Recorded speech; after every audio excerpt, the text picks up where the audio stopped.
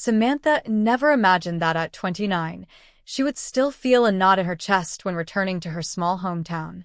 There would be snow, Christmas lights, and sweet memories, but also endless questions about her love life. Every year, her family insisted on knowing when she would bring someone special home. She always dodged the topic with smiles and vague answers. But this year, the pressure was stronger than ever. Her mother had already said that everyone would be at the big dinner, and that it would be perfect if Sam didn't show up alone again. That was why, on a quiet night in her Chicago apartment, Sam typed an impulsive message. She opened a freelancer forum and searched for something ridiculous even by her standards. "I need someone to pretend to be my girlfriend for 3 days," she wrote, her hands trembling. She hesitated, biting her lip, nearly deleting everything. But frustration and desperation merged, and she pressed send. The request was out there, absurdly clear and undeniably real. And she had no idea who would answer. The reply came only 20 minutes later, quick and surprisingly confident. "Hi, I'm Harper. I can play the part."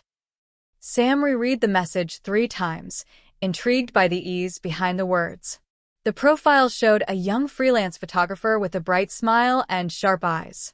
She looked a bit too spontaneous for this kind of job. Yet Harper's offer was firm, practical, almost professional. And that alone pushed Sam to click reply. They talked for hours that night, aligning boundaries, preferences, and subtle signals. Harper was funny, warm, and had a way of turning silence into laughter. Sam was surprised to notice her stomach unclench for the first time in weeks.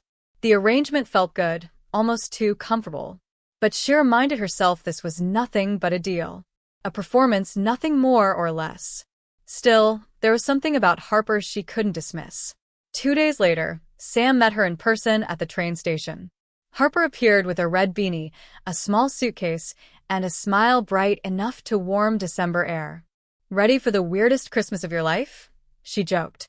Sam felt her cheeks heat despite the freezing wind. She answered with a nervous laugh, trying to stay composed. But Harper's presence made her hyper-aware of every gesture, and that scared her more than she liked to admit. They boarded the train towards Sam's hometown, surrounded by festive lights and muffled chatter. With each passing mile, Sam wondered if this plan would actually work. How would her family react? How would she react with Harper constantly beside her? Harper, however, seemed completely at ease, watching the scenery pass by. "It's going to be fine, Sam," she said, touching her arm gently. And in that moment, Sam felt she might be stepping into something far bigger than she intended. When the train finally stopped at Maplewood Station, Sam felt her heartbeat speed up. Her family's town looked exactly as she remembered. Snow-covered roofs, wreaths on every door, twinkling lights everywhere. Harper stepped onto the platform beside her, stretching her arms with a playful grin. "Looks like a Christmas postcard," she said, genuinely impressed. Sam nodded, nervously adjusting her coat. To her surprise, Harper gently intertwined their arms. "Let's give them a good show," she whispered. Sam's parents were already waiting near the old wooden bench, wrapped in thick scarves. Her mother gasped when she saw them approaching, her eyes going straight to Harper. "Sweetheart, you didn't tell us you were bringing someone," she squealed. Sam swallowed hard, trying to keep her expression relaxed. Harper smiled warmly and offered her hand. "I'm Harper. It's so lovely to finally meet you both." Her voice carried a sincerity that almost startled Sam. The ride home was filled with cheerful chatter and harmless questions. Sam's father asked Harper about her work, clearly impressed by her photography adventures. Harper answered effortlessly, even spinning a few humorous stories. Sam watched in awe, realizing Harper was better at this than she had expected. Every time Harper spoke, her parents lit up with curiosity. It made the life feel heavier on Sam's chest. But it also made something warm bloom inside her. Inside the house, warmth and cinnamon filled the air. Garlands hung across doorways, stockings were already arranged by the fireplace, and a giant tree stood proudly decorated. Harper walked around admiring everything with childlike wonder. "This place is magical," she whispered. Sam's mother nudged her with a knowing smile, clearly thrilled. Sam forced a polite laugh, trying to hide her rising blush. Harper, meanwhile, slipped her hand around Sam's waist like it was natural. Sam's younger sister, Lily, burst into the living room next, nearly slipping on her socks. She froze when she saw Harper, then shot Sam a mischievous grin. "So this is the mysterious girlfriend?" Lily teased. Sam rolled her eyes, but Harper leaned in and played along perfectly. "Mysterious? Maybe. But I promise I'm not as intimidating as I look." Lily laughed, instantly liking her. Sam felt a strange mix of relief and vulnerability. Later, when everyone scattered to prepare dinner, Sam finally exhaled. She leaned against the kitchen counter, studying her breath. Harper approached quietly, bumping her shoulder with a soft smile. "You're doing great," she whispered. Sam shook her head. "No, you are." Their eyes held for a second too long, the air suddenly charged. Sam looked away first, unsure what to do, with the spark warming her chest. Dinner that evening was louder and livelier than Sam remembered.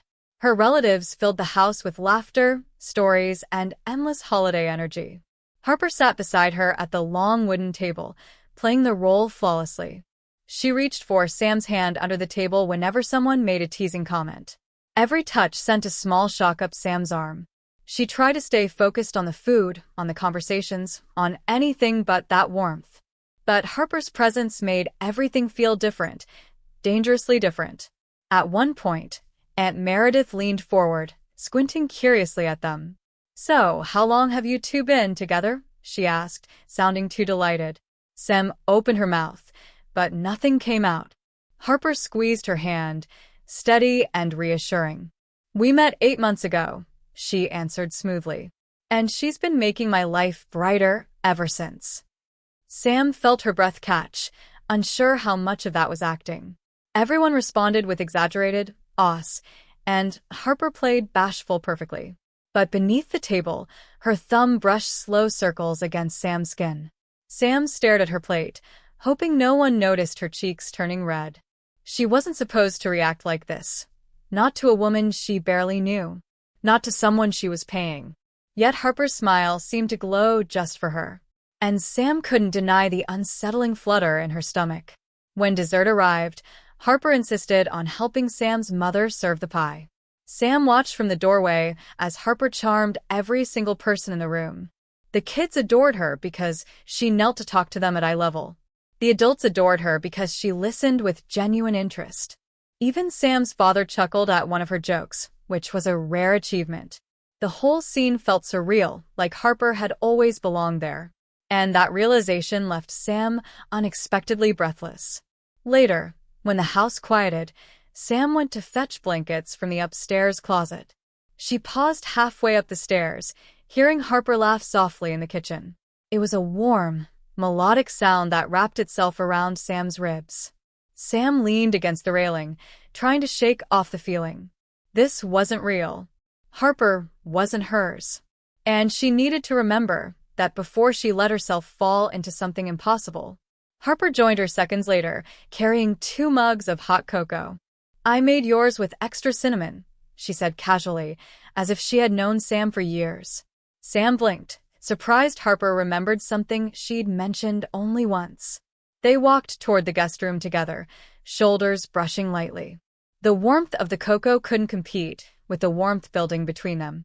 Sam told herself it was just the cozy Christmas atmosphere.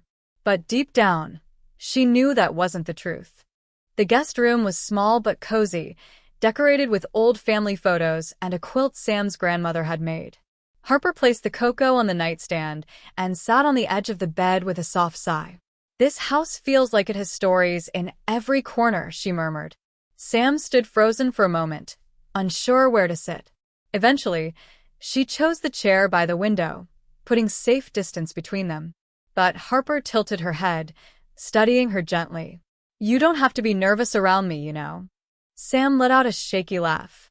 "I'm not nervous." Harper smiled knowingly, and Sam felt her chest tighten.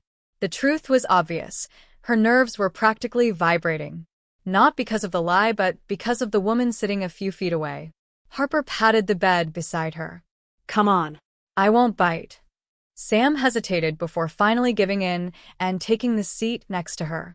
They sat close enough that Sam could feel the warmth radiating from Harper's body. Harper handed her the mug, their fingers brushing lightly, sending goosebumps up Sam's arms.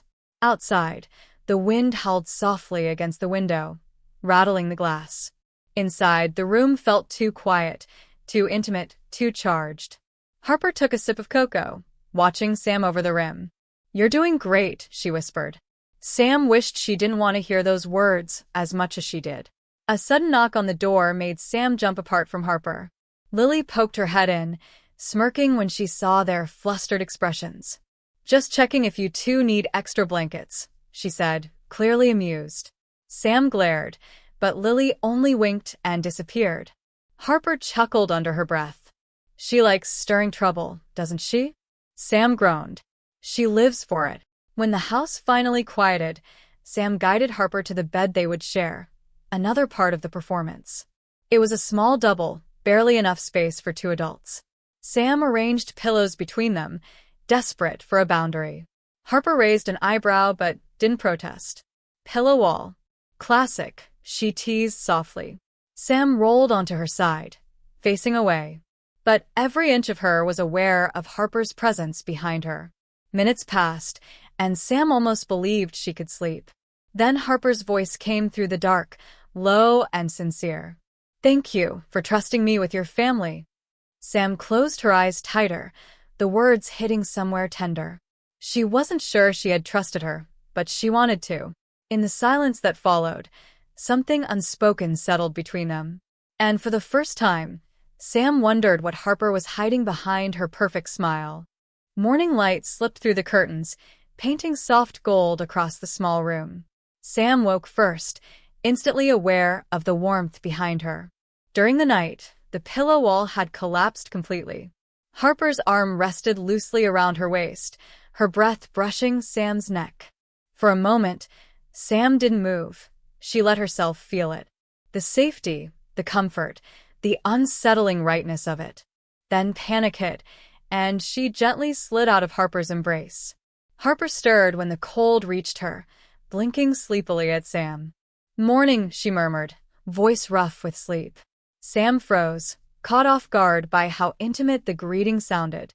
She forced a smile, though her heart thudded in her chest. "We should get ready. My mom wakes up early." Harper nodded, stretching with an easy grin. "Lead the way, fake girlfriend." Downstairs, breakfast was already a whirlwind of holiday chaos. Sam's mother flipped pancakes while humming Christmas songs. Her father was untangling lights with a look of pure frustration. Harper walked in and immediately offered to help, slipping into the scene like she belonged there. Sam watched from the doorway, unable to shake the warmth blooming in her chest. Every time Harper laughed, Sam felt it like a pull. It scared her how much she wanted to keep hearing it. During breakfast, Harper kept one hand gently resting on Sam's thigh under the table. It was innocent, supportive, but Sam felt it everywhere. She tried to focus on her plate, but Harper's presence made her senses sharper. When Harper leaned in to whisper a joke in her ear, Sam almost forgot to breathe. The others continued chatting, blissfully unaware of the small storm inside her. Sam knew this wasn't supposed to feel real, but her heart wasn't listening. After the meal, Lily demanded they all help decorate the giant outdoor tree. Snowflakes drifted from the gray sky as they carried boxes of ornaments outside. Harper bundled herself in a scarf and gloves, but her nose still turned pink. Sam caught herself staring, too long, too fondly. Harper noticed and flashed a grin that made Sam's pulse stutter. They worked side by side, stringing lights and hanging baubles. Every accidental touch felt intentional. At one point, Sam climbed a small ladder to place a star near the top. The step wobbled, and she let out a startled gasp. Before she could fall, Harper's hands grabbed her waist, steady and strong. "You okay?" Harper asked, her voice softer than the snow around them. Sam swallowed hard, nodding, the closeness overwhelming. For a moment, neither of them moved. And something shifted, quiet, but undeniable. Morning light slipped through the curtains, painting soft gold across the small room. Sam woke first, instantly aware of the warmth behind her. During the night, the pillow wall had collapsed completely. Harper's arm rested loosely around her waist, her breath brushing Sam's neck. For a moment, Sam didn't move. She let herself feel it. The safety, the comfort, the unsettling rightness of it. Then panic hit, and she gently slid out of Harper's embrace. Harper stirred when the cold reached her, blinking sleepily at Sam. "Morning," she murmured, voice rough with sleep. Sam froze, caught off guard by how intimate the greeting sounded. She forced a smile, though her heart thudded in her chest. "We should get ready. My mom wakes up early." Harper nodded, stretching with an easy grin. "Lead the way, fake girlfriend." Downstairs, breakfast was already a whirlwind of holiday chaos. Sam's mother flipped pancakes while humming Christmas songs. Her father was untangling lights with a look of pure frustration. Harper walked in and immediately offered to help, slipping into the scene like she belonged there. Sam watched from the doorway, unable to shake the warmth blooming in her chest. Every time Harper laughed, Sam felt it like a pull. It scared her how much she wanted to keep hearing it. During breakfast, Harper kept one hand gently resting on Sam's thigh under the table. It was innocent, supportive, but Sam felt it everywhere. She tried to focus on her plate, but Harper's presence made her senses sharper. When Harper leaned in to whisper a joke in her ear, Sam almost forgot to breathe. The others continued chatting, blissfully unaware of the small storm inside her. Sam knew this wasn't supposed to feel real, but her heart wasn't listening. After the meal, Lily demanded they all help decorate the giant outdoor tree. Snowflakes drifted from the gray sky as they carried boxes of ornaments outside. Harper bundled herself in a scarf and gloves, but her nose still turned pink. Sam caught herself staring, too long, too fondly. Harper noticed and flashed a grin that made Sam's pulse stutter. They worked side by side, stringing lights and hanging baubles. Every accidental touch felt intentional. At one point, Sam climbed a small ladder to place a star near the top. The step wobbled, and she let out a startled gasp. Before she could fall, Harper's hands grabbed her waist, steady and strong. "You okay?" Harper asked, her voice softer than the snow around them. Sam swallowed hard, nodding, the closeness overwhelming. For a moment, neither of them moved. And something shifted, quiet, but undeniable. Back inside, the house buzzed with preparations for the evening gathering. Sam tried to shake off the lingering tension from the almost moment at the pond. She joined her mother in the kitchen, chopping vegetables with unnecessary focus. Harper floated around the room, offering help wherever needed. But every time she passed Sam, their eyes met for a split second too long. Those glances carried everything they hadn't said. And Sam felt her carefully built walls bending under the weight. Lily eventually dragged Harper away to show her old childhood photos. Sam could hear their laughter drifting down the hallway. Part of her wanted to join them, another part was terrified too. She leaned against the counter, closing her eyes for a moment. Harper wasn't supposed to matter like this. She wasn't supposed to feel like someone Sam wanted to keep. But the truth was becoming harder to deny. When Harper returned, she wore a teasing smile. "So, your sister showed me your middle school haircut," she said.